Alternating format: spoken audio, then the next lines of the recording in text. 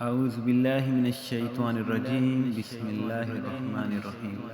السلام علیکم ورحمۃ اللہ وبرکاتہ۔ کہتے ہیں عباس علمدار رضی اللہ عنہ 4 شعبان 26 ہجری 15 مئی 647 عیسوی کے روشن دن اسلام کے ایک درخشاں ستارے نے حضرت علی ابن طالب اور حضرت فاطمہ بنت حازم کے گھر جنم لیا، جنہیں ام بنین کے نام سے بھی جانا جاتا ہے۔ جنم لینے والی یہ ہستی اور یہ گھر دونوں ہی اسلام کی راہ میں ہمیں لازوال قربانیوں کی داستان رقم کرتے نظر آتے ہیں۔ حضرت عباس علمدار ابن علی وہ شخصیت ہیں جنہیں واقعہ کربلا میں اہل بیت سے ان کی وفاداری اور بہادری کی وجہ سے نہایت عقیدت کی نظر سے دیکھا جاتا ہے۔ حضرت عباس رضی اللہ عنہ کی شادی لبابہ بنت عبید اللہ سے ہوئی، جن سے ان کے 3 بیٹے تھے، جن کے نام فضل ابن عباس رضی اللہ عنہ، قاسم ابن عباس رضی اللہ عنہ اور عبید اللہ ابن عباس رضی اللہ عنہ ہیں۔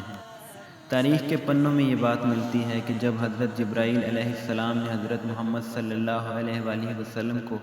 واقعہ کربلا اور امام حسین علیہ السلام کی شہادت کے بارے میں بتایا تو حضرت محمد صلی اللہ علیہ وآلہ وسلم، حضرت علی رضی اللہ عنہ اور حضرت بی بی فاطمہ الزہرا بہت اداس محسوس کرنے لگے، تو حضرت علی نے دعا کی کہ اللہ پاک انہیں ایک بیٹا عطا فرمائے جو کربلا میں امام حسین علیہ السلام کی مدد کرے۔ حضرت بی بی فاطمہ الزہرا کے انتقال کے بعد حضرت علی نے اپنے بھائی حضرت عقیل ابن ابو طالب سے ایک ایسا گھرانہ ڈھونڈنے کا کہا جو بہادری میں اپنی مثال آپ ہو، اور اس سلسلے میں ان کی تلاش قبیلہ بنو کلاب کلبسی پر ختم ہوئی اور اسی قبیلے کی بیٹی فاطمہ بنت حازم سے حضرت علی نے شادی کی۔ انہی فاطمہ بنت حازم سے عباس علمدار کی پیدائش مبارک ہوئی۔ حضرت عباس علمدار نے کبھی خود کو حضرت حسن اور حضرت حسین رضی اللہ عنہ کے بھائی کی حیثیت سے نہیں سمجھا، بلکہ ہمیشہ خود کو ان کا غلام کہتے تھے۔ اس کی ایک مثال یہ ہے کہ ایک دفعہ کوفہ کی مسجد میں سب بیٹھے تھے تو حضرت امام حسین علیہ السلام نے کمبر جو کہ حضرت علی علیہ السلام کے وقت سے ساتھ تھے کو پانی لانے کے لیے کہا، تو حضرت عباس نے کمبر کو روک کر کہا، اپنے آقا کے لیے پانی میں خود لاؤں گا۔ حضرت عباس رضی اللہ عنہ نے جنگ صفین جو کہ حضرت معاویہ کے خلاف لڑی گئی تھی اور واقعہ کربلا دونوں میں حصہ لیا۔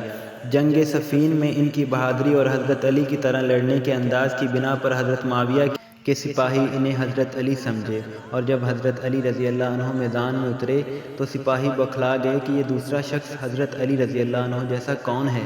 اسی طرح کربلا میں حضرت عباس رضی اللہ عنہ کی شجاعت بھی تاریخ میں سنہری حروف میں لکھی گئی، اور محرم میں اہل بیت کا پانی بند کر دیا گیا۔ حضرت عباس لڑنا چاہتے تھے مگر امام حسین علیہ السلام نے انہیں اس چیز کی اجازت نہ دی، بلکہ کہا کہ آپ باقی لوگوں کے ساتھ مل کر کنواں کھودیں تاکہ پانی مل سکے، لیکن اس سلسلے میں کوئی کامیابی نہ مل سکی۔ 10 محرم کی شام کو حضرت حسین اس خیمے کے پاس سے گزرے جہاں حضرت قاسم ابن حسن، حضرت علی اکبر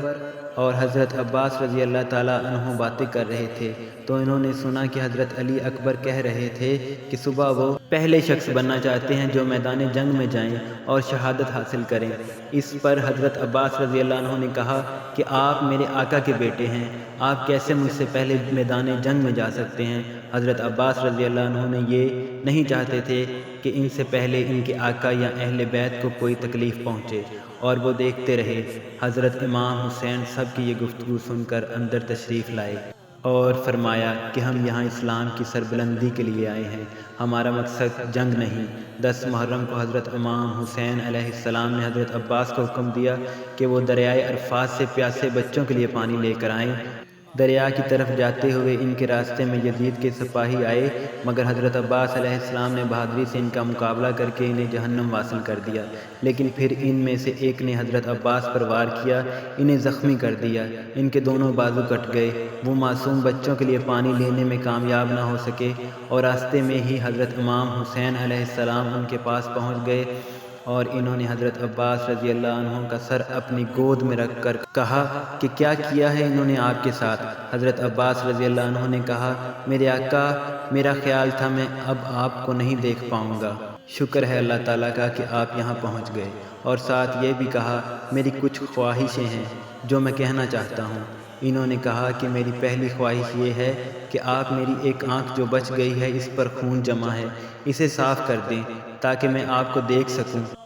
اور میری دوسری خواہش ہے کہ میری لاش کو خیمے میں نہ لے جایا جائے، کیونکہ میں نے سکینہ سے وعدہ کیا تھا کہ میں ان کے لیے پانی لاؤں گا، میں کامیاب نہیں ہو سکا۔ میری تیسری خواہش ہے کہ سکینہ کو یہاں میری لاش کے پاس نہ لایا جائے کہ وہ اپنی محبت کی وجہ سے برداشت نہ کر پائے گی۔ حضرت امام حسین علیہ السلام نے ان کی ساری خواہشیں پوری کی اور فرمایا کہ عباس بچپن سے میری بھی ایک خواہش ہے اور میں چاہتا ہوں کہ تم بھی وہ پوری کر دو۔ فرمایا بچپن سے تم ہمیشہ مجھے اپنا آقا کہتے آئے ہو،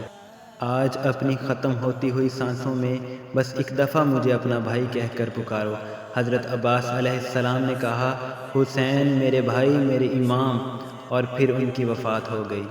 انہوں نے شہادت کا رتبہ حاصل کر لیا۔ حضرت عباس عراق میں کربلا کے اسی میدان میں دفن ہیں جہاں وہ اپنے گھوڑے سے گرے تھے۔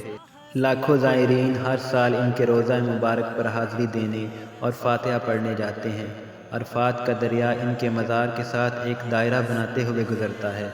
حضرت عباس کو القمہ دریائے عرفات کا دوسرا نام کہ ہیرو کے نام سے بھی جانا جاتا ہے، لیکن شہید بھلا مرتے ہیں، وہ تو ہمیشہ زندہ رہتے ہیں، اور شہید بھی ایسے جو اللہ کی راہ میں اور اہل بیت کی محبت میں ان کے ساتھ اسلام کی سربلندی کے لیے شہادت حاصل کریں۔ اللہ پاک ہم سب کو ہدایت دے کہ ہم بھی ایک امت کی طرح فرقہ واریت کو چھوڑ کر اللہ کے ان جانبازوں کے نقش قدم پر چل سکیں۔